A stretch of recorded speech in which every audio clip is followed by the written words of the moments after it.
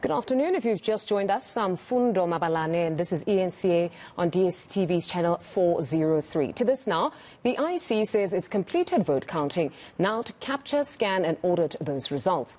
As one political expert put it, it's no longer a race between the big three. This local government election has seen hundreds of political parties and candidates contesting as independents. The number doesn't compare to both the 2011 and 2016 local government elections.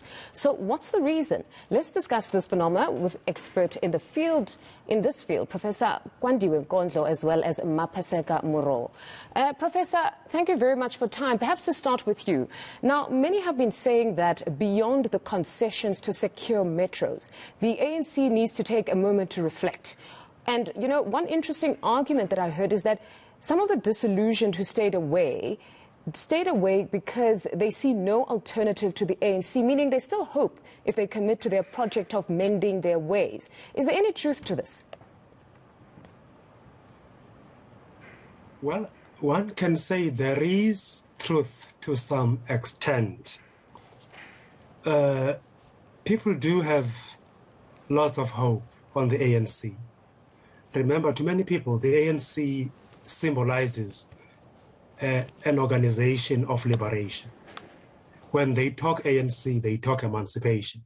But what the ANC has done has cast a serious shadow of disappointment amongst many people. That's why some of them decided not to go and vote, because the vote doesn't bring any change. So yes, people still do have hope in the ANC, but at the same time, I want to say we need to be very careful, because people who are disappointed so much and so desperate, you don't know what they can do if the ANC again decides to proceed along the same old path. In other words, they steal resources. There is lack of delivery. What does it say about the current political parties? I mean, and their offering? Well, it says a lot about current political party and even the current political party system, you see, in the sense that these political parties, the game is about numbers, but there is no coherent orientation towards delivery to ordinary citizens. That is why you find that we're going to have difficulties now of coalitions, negotiations, and so forth. But the orientation and the principles which should inform these coalitions are not clearly defined.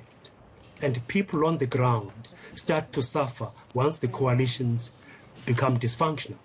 Now, speaking of coalitions, perhaps I can bring you, Mapaseka, in. Now, I listened to the briefing a bit earlier where the ANC says they'll approach the coalition negotiations on the principle that those with the most votes should be given the first opportunity to govern. Now, looking at the results as they stand now, that would place them in an advantage. Do you see any political parties agreeing to such?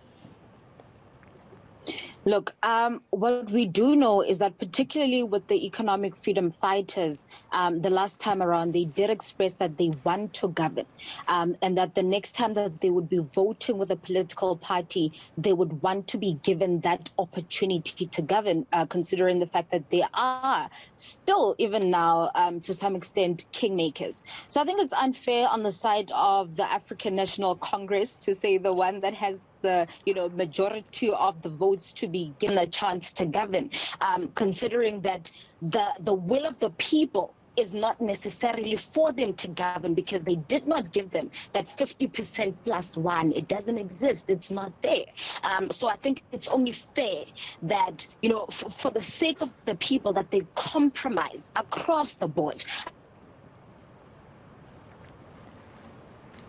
Mapaseka, we seem to have lost you there. I don't know, Professor, if you're still there.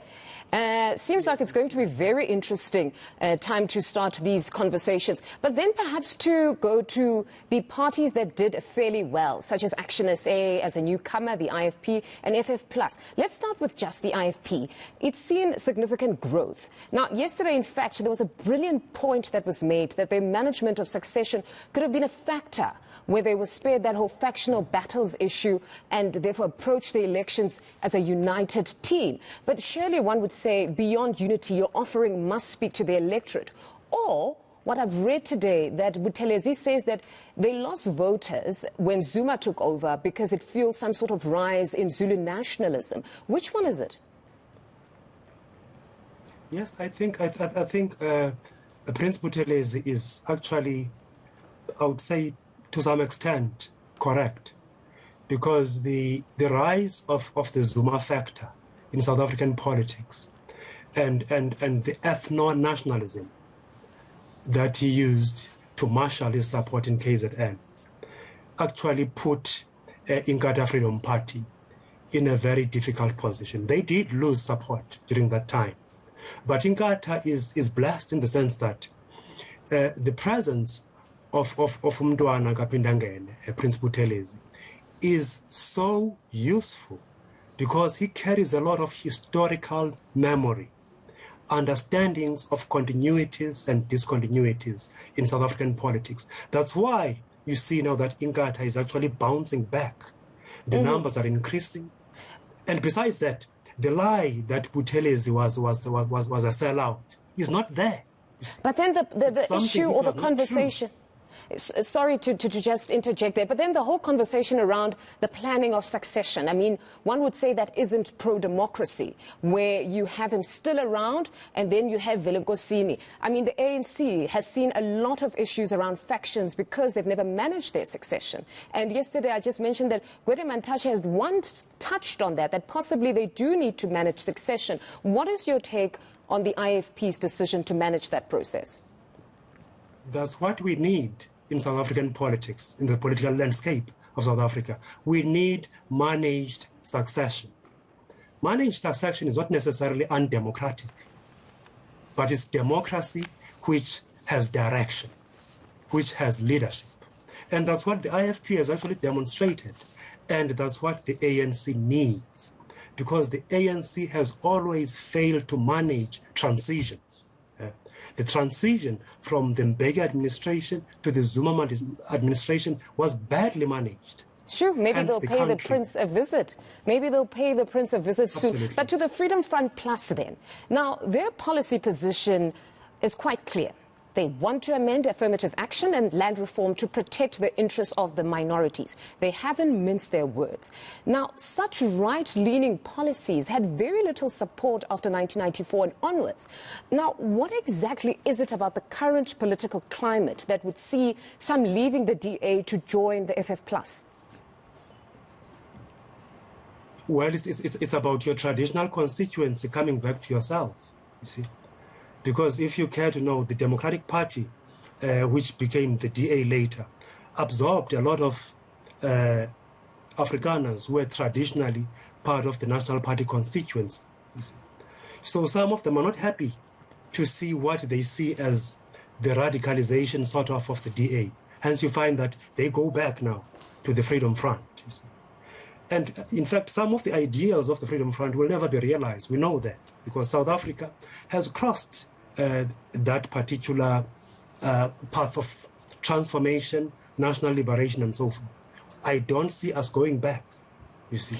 That's why I think some of the ideas raised by Freedom Front are just ideals which can never be realized.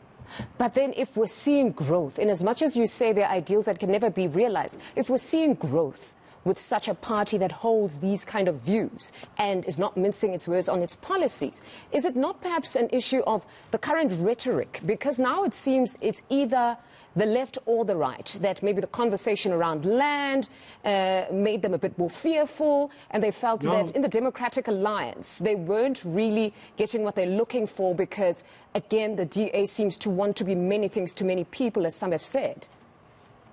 No, that's right-wing recalcitrance. It's something you find all over the world.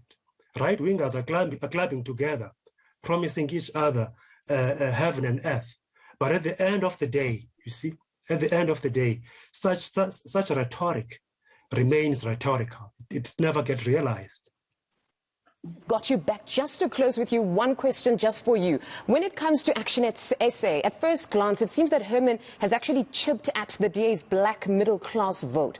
Why would Mashaba's offering resonate with this grouping in society? Because if you just listen to his messaging, he's somebody that is pro-nationalism, peppered with some sort of protectionist rhetoric. Why would it resonate with this group? Is it perhaps that they are possibly the ones who subscribe to the maxim that ideology is the enemy of growth? They just want delivery and they want the economy to grow, whether you're left or right is neither here nor there.